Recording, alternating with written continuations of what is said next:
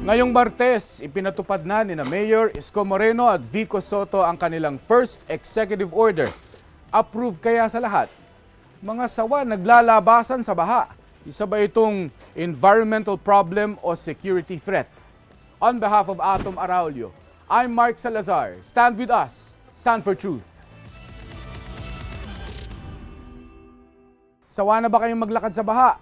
Kung mag-ingat pa rin kayo at baka malingkis kayo ng mga sawa na lumalabas sa baha. Inalam ni Darwin Quirino ang pagsulpot ng mga tinatawag na ahas in the city. Tag-ulan na at baha na naman. Pero di lang mga basura ang lumulutang kundi mga ahas.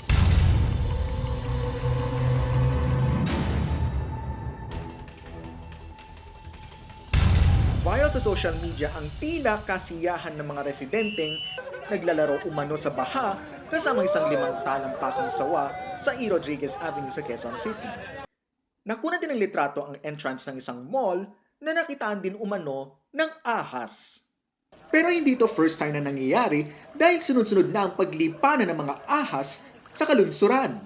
Meron sa Marikina, meron sa Bulacan, meron sa Laguna, meron sa Ilocos Norte. Bakit kaya? Anyari kaya sa sawang ito? Pinagsawaan ba? Ibinalik ba sa kanayunan? O ginawang pulutan? Hindi ko alam yung kung kanina yung baka ito lang nila yata eh. Ginawa nila yata eh. Kung lang nila yung mga bubig. Gawa talaga yung malaki yun eh. Nakita namin dito, dinaan nila dito. Dinala dun sa may marami sa marami. Inuli lang nila tapos nilagay sa sako. Di ba galing sila sa wild? Hindi ba may kinilaman yung deforestation? Yung mga dating kagubatan, napapalta ng mga condominiums, buildings, malls, nadi-displace yung mga hayop na dating naninirahan sa lugar. Meron daw viral na video at pictures ng mga residente doon. Naglalaro sila sa baha. Pinaglalaruan nila yung sawa na 5 talampakan daw ang haba. 5 feet. So, hindi ko alam yung story na yan, but if that is true, meron tayong batas that protects wildlife, no? Including snakes, no? Na pwede kang magmulta or makulong kapag nahulihan ka at sa pang-aabuso o sa pagpatay o sa pagtatago ng buhay ilang nang walang tamang papeles. If you see a snake passing by, they will not approach you to attack you. They will actually run away and choose another path. Napatunayan na natin yan several times, no? So wag tayong matatakot. Hayaan nyo na silang dumaan kapag nakita nyo silang nakikita nyo na nagsaswimming sa baha, no? Hayaan nyo lang sila. Kung sakaling makakita kayo ng ahas, mas mabuti na lamang na umiwas. Gaya natin mga tao, ang mga hayop gaya ng ahas at sawa ay may personal space din. Because playing with snakes is like playing with fire. This is Darwin Quirino and I stand for truth. Kasabay ng araw ng Pasig, ipinag-utos ni Mayor Vico Soto yung pinangako niya nung campaign period na ipakakansela niya ang odd-even traffic scheme sa lungsod. Sang-ayon kaya mga motorista rito? Anthony Esguerra finds out.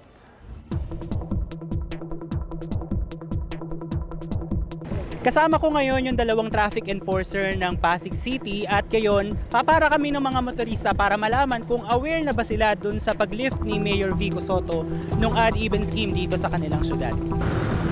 Makakatulong po kapag sa pag may kailangan bibilin o bibili ng gamot o may kailangan.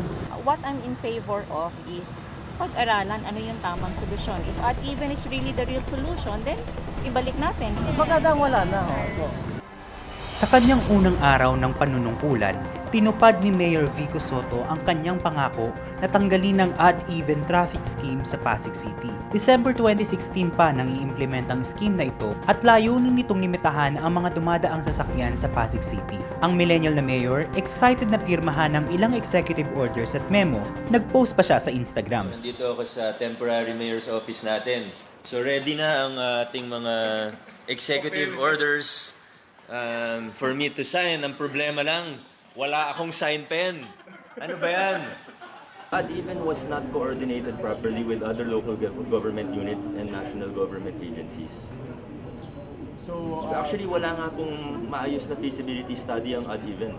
So you should not implement a scheme, a traffic scheme, without even a proper feasibility study. So tama lang po talaga na i-suspend siya because it was unjust and it was actually illegal. Whatever the Metro Manila, whatever the whole Metro Manila is doing, kung ano yung mga policies for the entire region, susunod po tayo. Ang pagtupad ni Mayor sa pangako niya, ikinutuwa ng ilang residente. Sa mga tulad ko, sa field work ako eh. So medyo may disadvantage sa akin yon sa area na hindi na ako makapunta ron sa kailangan kong puntahan. Particularly kung cover ng ad-even scheme yung area. Papuntang Rizal, dito ka nagdaan sa dito na sa may tulay. Babalik ka, iikot ka pa, layo. Maganda talaga. Ang gawin nila, ayusin nila yung daloy ng traffic. Malamang maganda yan.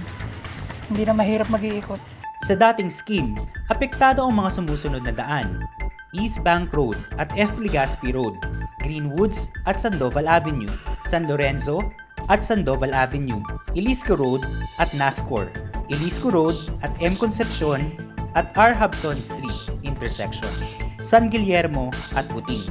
Pero ang desisyon ni Mayor hamon para sa mga magpapatupad dito. Expected po, sigurado po dadami sa sakyan yan. Kasi nawala po yung ating ad-even. Kasi nung dating may ad-even pa, alam nyo naman, siguro mabilis lang kumuha ng sasakyan. Lalo na tinanggal yung ad-even. So bilang DPMO, sa ating administrasyon ngayon, so susuportan lang po kami kung ano yung kalalabasan nito. Malaking tulong ho para sa MMDA. At actually po, particularly, malaki ho ang matutulong nito sa mga major thoroughfares natin, such as C5. Kasabay ng pag-lift ng ad-even scheme ay ang creation ng isang task force that will study how to improve the traffic in the city based on data. Binigyan sila ng 45 days to make their case. Malaking hamon ng traffic hindi lang sa Pasig City, pati na rin sa buong Maynila. Pero kung pag-aaralan ng maigi ang polisiya at batas, baka masolusyonan. I'm Anthony Esguerra and I stand for truth. Ngayong araw, pinirmahan ni Manila Mayor Isko Moreno ang kanyang first executive order, yung tinatawag niyang Open Governance Policy. At bukod dyan ay balak daw niyang isalba yung mga iconic landmarks sa lungsod. Lariz Lee reports. Ang ilan sa first order ni Mayor Isko Moreno, isalba ang huling baga ng Maynila o yung Arroceros Park at maging ang Manila Zoo. Last lang ang itinawag dito dahil ang 2.1 hectares na forest park kaya daw mag-absorb ng polusyon ng buong syudad ng Maynila. Pero ang dating 2.1 ngayon ay 1 hectare na lang matapos tayuan ito ng mga gusali. Ano po yung current status niya ngayon?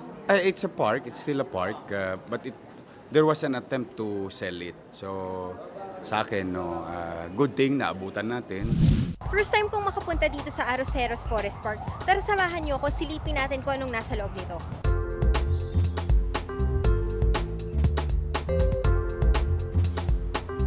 Sir, itong mga dahong ito, dito lang po talaga sa side nila. Oo, dyan lang yan dapat iniipon sa mga puno-puno kasi nagiging fertilizer talaga yung mga dahon na bubulok. Itong area naman na to, isa sa mga tree planting sites dito sa Arroceros Forest Park. May iba't ibang tanim kagaya ng ati, santol, kay nito at iba pa. Dati raw nakalipel yung mga puno dito ng pangalan nila pero simula nung nagkaroon ng bagyong milenyo na wala yung mga ito at hindi na siya napalitan pa. So kung bibisita ka dito, hindi mo na malalaman kung ano ba yung pangalan ng punong nakikita mo. First time namang pumasyal dito ang magkaibigang sina Vanessa at Elsie. Gusto ko rin pasyalan to dahil nagkaroon ng issue dito na aalisin na tong forest park na to. Nakakapanginayang. Napakaganda nito dahil nasa city. Nung nakita ko yung area as forest park or yung venue as forest park, parang isip ko wala ako sa Manila. Yung parang I fell in love with the trees. Dito, nakilala ko rin si Mang Tony na 13 years ng volunteer caretaker ng forest park. Dito na rin siya naninirahan. A forest park like this is irreplaceable because of the benefits it can give to the city, to a city like Manila. Matatanda ang ilang beses itinangkang ipasara ang parke para gawing gymnasium, pero tinutulan ito ng ilang non-government organization. Pero ipinangako ni Mayor Isko na walang mangyayaring bentahan sa kanyang administrasyon. Nakatutulong ang Arroceros Park. Huling baga na namin to eh. Tapos, para naman sa future ng mga bata. na sila naman may matamasang malinis na hangin dala ng mga punong ito. It will be preserved at lalaki pa. We will create more space to make it as an additional park adjacent to Arroceros Park. Nasabi na rin niya noon na hindi na ibebenta ang Manila Zoo at ipinangako niyang pangangalagaan ang mga hayop. It is not the sole responsibility ng government natin na alagaan ang ating kapaligiran. I think it is also our duty to protect it, and we owe this not only to our planet, but also to the future generations. I am Larise Lee, and I stand for truth.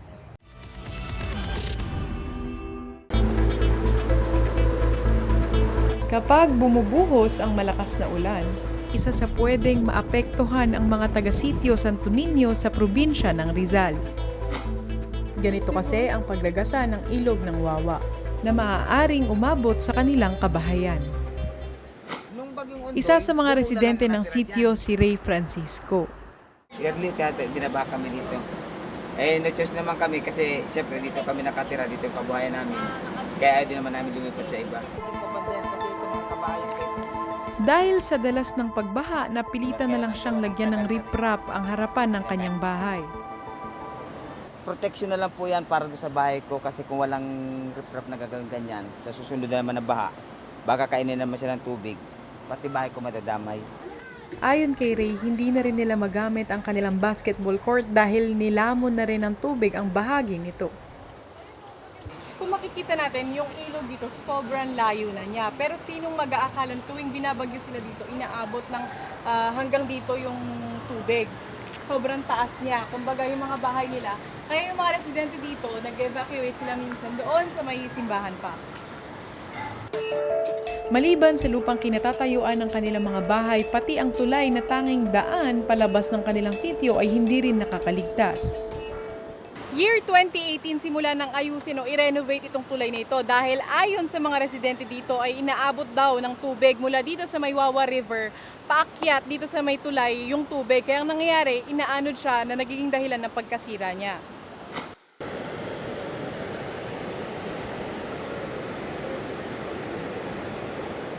Halos isang dekada na simula nang hagupitin tayo ng bagyong Ondoy. Pero bakas pa rin yung pinsalang naidulot nito dito sa may Barangay San Rafael sa Rodriguez, Rizal. Kaya naging alerto na ang kanilang komunidad. Bago naman po dumating yung mga ganitong kalamidad, nagkakaroon po kami ng public hearing po para sa mga community po. So, unang-una ay naabisuhan po namin yung mga nasa tabing ilog po. Dahil panahon na naman ng tag-ulan, importante ang paghahanda para sa kaligtasan ng bawat isa. Mula dito sa Rodriguez, Rizal, I am Bea Docyogan and I stand for truth. China has rejected a third-party investigation of the Reed Bank incident. You didn't say anything on your commentary article about the independent foreign policy of the president. Richard, are we still independent? Well, minsan kasi silence is the most eloquent expression of truth, no? Alam mo ako, hindi ako mahilig mag-grandstand by doing something special, no? In fact, the last time someone did this was, I think, Conrad de Quiros, who actually occupied exactly the same space on Philippine Daily Inquirer. And this was back in, I think, 2014, so 15 years ago. And you know, I said, hindi ko gagawin yan unless I really feel it was justified. Hinintay ko talaga kung magkakaroon ng tamang response galing sa ating administration. But I think every week it just got worse. Sinasabi ni President Duterte, the Constitution, yung ating saligang batas, is just senseless and thoughtless pagdating sa issue ng EEZ. At ang sinasabi ng Pangulo natin, ayan, mga Chinese pwede na pumasok sa EEZ natin. And it defeats the whole point of exclusive economic zone, no? And our Constitution is very clear about that. So I felt it's time to write something like that. It got the attention. I think nag-viral na siya from this morning. Maaga pagising ko pa lang kung sino-sino nag-message. In fact, I'm getting even interviews from different media on why I did this. So it's becoming a news in itself, right? And I feel it says something. Dahil alam mo naman, you know, over the past few months, I've met two world leaders. One was Prime Minister Mahathir Mohamad. I interviewed him here in Manila. And the other week, I met President Tsai Ing-wen ng Taiwan. For me, they are the epitome of anong independent leader. Ang independent leader po is willing to stand up for your country, for your sovereignty, even when you're against the greatest odds. Ang Taiwan po nga, they're threatened militarily by China in the real sense of the word. But the Taiwanese president told me, we will never back down. We will fight back. In fact, ang ganda ng sinabi ng foreign minister ng Taiwan sa akin, si Joseph Wu, he said, weakness is an invitation for aggression. You have to stand up. At si Prime Minister Mahathir naman, ang gusto ko sa kanya is, he criticizes the West, he criticizes President Trump kung feeling na mali siya. He criticizes also China. Nung nasa Beijing siya, sabi niya, we have to be careful with new colonialism, meaning Chinese economic colonialism. For me, that is the epitome of independence. President Duterte, maybe he was a good mayor or a good prosecutor. I know that what President is saying has no basis in reality. And it's very ironic for the President to say that China is a good friend of ours and yet say, palaaway pala tong bansa na to, susugurin lang tayo if we defend our easy. And I felt the best way to express and to describe his foreign policy, his independent foreign policy, is through blank paper. Negation. Blank. Yep. It took President Rodrigo Duterte 5 days to address the Recto Bank incident matapos pumutok ang balitan noong June 12, which marked our Independence Day. Ito ang sinabi ng ating Pangulo. Banggaan lang ng barko yan. Do not make it worse because that's a fertile ground for do not allow a little maritime accident or intentional go to other. And we are not yet as ready. And we can never be ready in nuclear war. Pero teka lang, who said we want to go to war against China to begin with? Balikan natin ang mga statement ng mga prominent government officials tungkol sa isyong ito. Unang-una, si former Department of Affairs Secretary Albert Rosario, who urged the government to take a multilateral approach and promote the arbitral tribunal ruling, which, by the way, we won back in 2016. Ayon naman kay outgoing Senator Sonny Trillanes, the Department of Foreign Affairs should take the incident to Maritime Safety Committee ng International Maritime Organization. Si Senator Rizon Tiveros naman naghahanap ng consistency. If magre-recall din tayo ng ating Ambassador and Consul General from our embassy in Canada over a garbage issue, dapat yun din ang gawin natin with China, especially because this is even a more serious issue. At sinabi naman ni Senator Grace po, dapat China mismo ang mag-impose ng parusa sa kanilang misbehaving citizens. And of course, Senator Richard Gordon suggested to have our Coast Guard protect our fishermen para hindi mangyari mga insidenteng ganyan. So the question is, who exactly is calling for war? Guys, this is a classic case of a strawman attack. Balik tayo sa Philo 101. Ang strawman ay isang logical fallacy kung saan ginagawang deliberately mas simple and even distorted ang isang argument and then attacking that simplified, distorted version. It's like shooting an arrow not against a moving person na medyo mahirap, but against a stationary scarecrow na mas madali. Let's not forget that the critics of the administration and prominent officials have suggested a wide spectrum of possible responses to what China is doing to us in the West Philippine Sea. But Duterte says we can't go to war. Whoop, that escalated quickly. And besides, China is unlikely to engage in war over maritime disputes. Let's look at examples in recent years.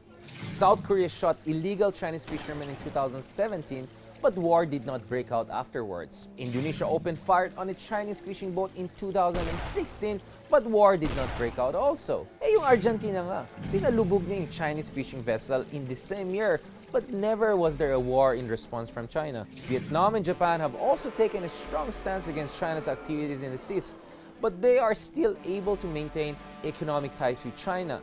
So what do we have to lose by taking a stronger patriotic stance? In fact, we're going to lose a lot more if we don't do anything. They are taking our natural resources, harassing our fishermen, and encroaching upon our sovereign rights within our own territorial waters. When are we going to stand up and say, enough is enough?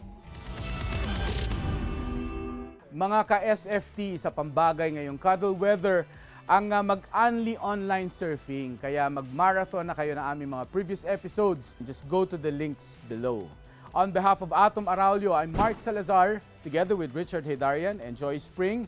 Stand with us. Stand for truth.